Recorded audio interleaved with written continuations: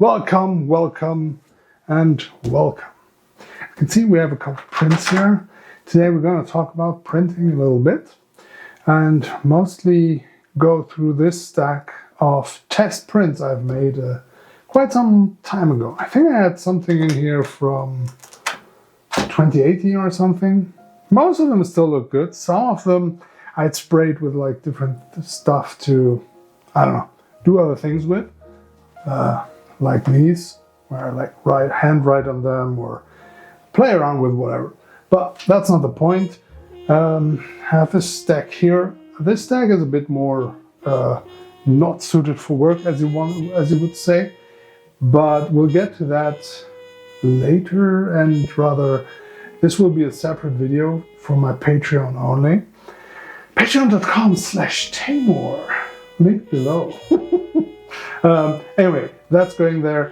We're also going to talk about Instax, Polaroids and Instax. Those are all not suited for work. These were printed with a Canon selfie or shelfie? I can't remember. This is Image Prograph 1000, also made by Canon. It's nice to have a printer. It doesn't have to be such a big one, but I enjoy doing the big prints here as well, at least up until A2. These are A4 size. And the point was just to go through these, just to kind of, talk a little bit about printing and test printing. And in the end, I will think about a good way for anyone who wants one of these test prints, to give you the opportunity to get one for free. At least from this stack and that stack, but yeah, we might do the whole thing on Patreon, but we'll talk about that when we get there. Let's get into it. If we look at printing as part of our whole process, right? As part of the workflow we have, not concentrate on it, not go overboard. You don't need to use like the most expensive paper or inks or printer or whatever. I would argue even with a cheaper printer and even with something like the small ones called the Canon shelfie ones that produce these. You can actually see that it might be a bit overblown. It's just like a little,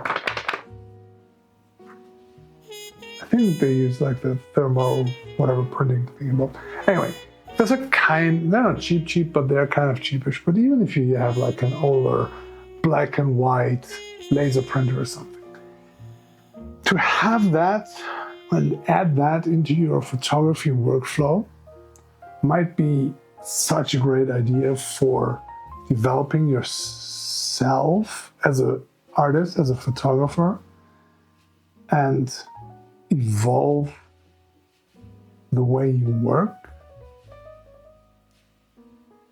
that I think everyone really should do that. Should. You know what I mean, right? At least give it a try. And my own little mini printer thingy kind of went belly up, and I might have to get a new one or something else that's a bit cheaper, because for the big printer the problem is like the inks cost like above $650. That's euros, by the way. I've seen them for 800 or something. It's ridiculous because the printer new costs like 800, 900 euros nowadays, or 1,000 or something. Somewhere around there, depending on if you can get a bargain or not. But for like doing batch prints and stuff, it's maybe a bit overboard. But let's say come back from a photo shoot, either you shot with a model, or you did a car shoot, or you went out somewhere beautiful in nature, spend a whole day, went for a weekend, whatever, right? Come back from a vacation with a whole bunch of nice photos, and you sit down, you start editing, and depending on what the volume is from what you've shot, but take like your top 5 or your top 10, print them out with your cheaper printer, make it small, big, whatever, and just blue tack them or pin them to your pin wall or whatever. Put them up somewhere where you can walk by on a daily basis a couple of times. Just let that sink in, right? You've done your export, you've printed them out, you're basically finished, you're ready to do a blog post with them, put them on Instagram, see how the people react and so on. And then normally the whole thing is over, right? You might do a little magazine or a photo zine like I've done, still want to do and so on, which is cool, but those take a little bit more time with the layouting and stuff. And then take like your favorite photo out of that stack or your top 3 and print them with your bigger printer or get them printed somewhere. You don't have to own everything, right? You can go and get a nice color print somewhere. Most places give you a nice variety of different papers you can use and what kind of inks and whatever. So find a nice place there and just get that. And even if you don't want to put them up all the time, get a nice album, put that somewhere, like a photo book, where you can like have this little folio where you can like go through them, right? And do them year by year or something. And I'm so sure, and I think it's such a wonderful idea to do stuff like that, because it will help you. Will start appreciating your work more, in my opinion. And not necessarily just because it's a print, but because it gives you a different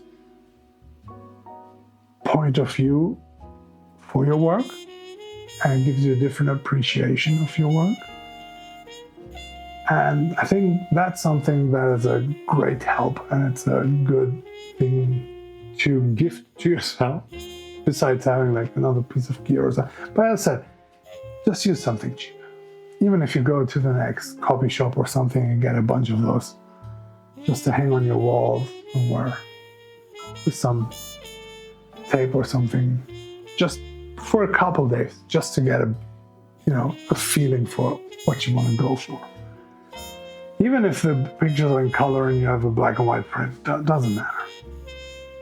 It is why I love Instax and Polaroid so much. It's something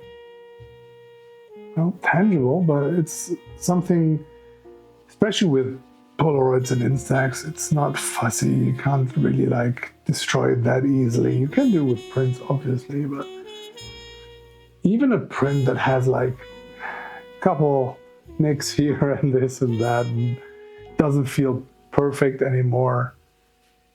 If you have a connection to that thing, you have a connection to that thing, right?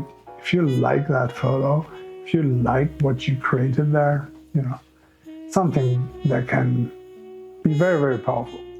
And it's also something nice you can give as a gift to someone.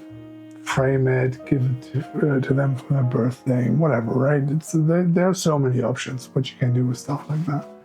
And I just think it's a beautiful thing to do. So many other people are doing it. Why aren't you? Just as an option. If you don't want to, don't do it. I mean, I'm just trying to give options. And letting you know that no matter how big or small the print is, it can have an impact. Obviously, sometimes the bigger, the more impactful, or it just wows you more. But as part of your workflow, as I was saying, and as a first step, try it just for yourself. Just for yourself, just with yourself.